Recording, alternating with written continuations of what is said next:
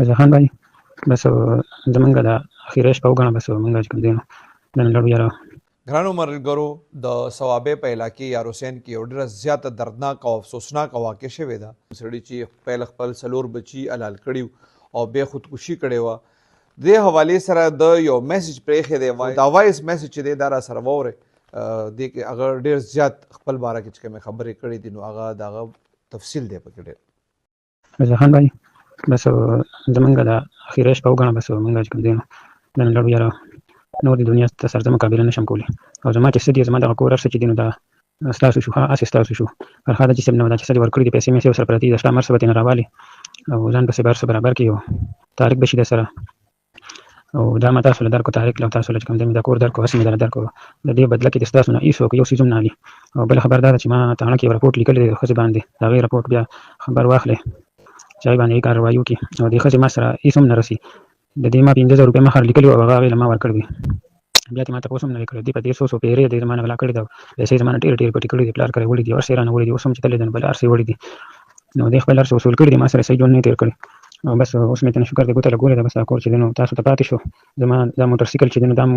ستاسو خپل موټرسایکل دی بس واخلئ کاغذونه دوکان کې پراته دي دا ستاسو رضا خان دا موټرسایکل ستاسو زما چې څه کډه ده هغه ټول هر څه چې کوم دی نو زما د دې طارق روح شو او بس مونږ ته بخانه کوي ما بخلي یو کس خپل څلور بچي چې کوم دي کم عمره هغې حلال کړي دي مړه کړي دي او هغې نه پسې بیا خودکشي کړې ده ځان یې مړ کړی دی. دا ډېره زیات افسوسناکه واقعه ده. د دې ټولې واقعې تفصیل در کوم. د کې چې کوم اف آی آر درج شوی د هغې مطابق عطاالرحمان ولد سید رحمان سکنه یار حسین د رپورټ درج کړی دی چې د دبل روډ دی سیف الاسلام چې عمر یې تقریبا 40-41 سال وایي د هغه کور په د یار حسین کې دی. دی وایي زه په خپل کور کې وم اطلاع راته میلاو شوه چې یاره یار حسین چې د سیف الاسلام چې کوم دی هغه ځان هم مړ کړی دی او بچي مړ کړي دي. دی وایي چې کله بیا دی د سیف الاسلام کور ته رالو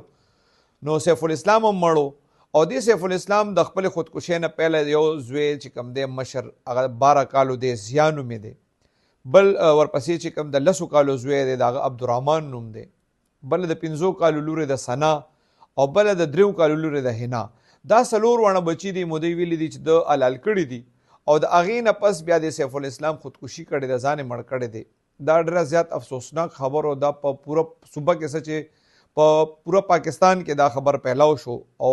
ټول خلکو په ډېر زیات خفګان اظهار وکړو. دې حوالې سره چې کله ما د پولیس سره خبرې وکړې ما چې یاره وجه څه وه نو پولیس وایي چې دا کم سیف الاسلام کس چې دی بچي چې مړه کړي دي او بیا ځان مړ کړی دی د وایي د درزیتوب کار کولو. د پولیس وینا دا ده چې د څو ورځې پهله د په خپل رور باندې کور خرڅ کړی و په هغه کور خرڅولو باندې د کور والا ناراضه وه هغه د ده نه مروره هم تلې وه او په هغه شیز باندې دی ډېر زیات غوسه او خفه و چې یاره مطلب دا ما کار کم کړی دی په دې مې ښځه ولې مروره تلې دی یا ولې خفه ده. نو په همدغه غوسه باندې د خپل څلور واړه بچي حلال کړي دي او د هغې نه پسې بیا خودکشي کړې ده په تماچې باندې ځان ویشتی دی. د پولیس مزید وینا دا ده چې لاشونه ټول پوسټمارټم نه لیږلي دي او د دې کس لاش چې کوم دی هغه هم پوسټمارټم نه لیږلی دی. پولیس هم د دې خبرې تصدیق کړی دی. پولیس وایي چې یاره د ډاکټر وینا ده چې پوسټمارټم خو به کېږي خو ابتدایي چې کوم هغې دغه ډیډ باډي کتلې ده نو د هغې نه ظاهره دا ده چې واقعي د خودکشي کړې ده. پهلې بچي حلال کړي دي او بیا خودکشي کړې ده. پولیس وایي دې حوالې سره ما ډي پي او صوابۍ سره هم خبرې شوې. دا یې وینا دا ده چې په دې کیس کې مزید تفتیش روان دی خو الله دې رحم وکړي. بس دا مونږ پته نه لري چې کوم طرف ته روان یو چې دا داسې عجیب عجیب واقعات کېږي چې خپل بچي چې کوم چا دپاره به څوک دونه ډېر محنت کوي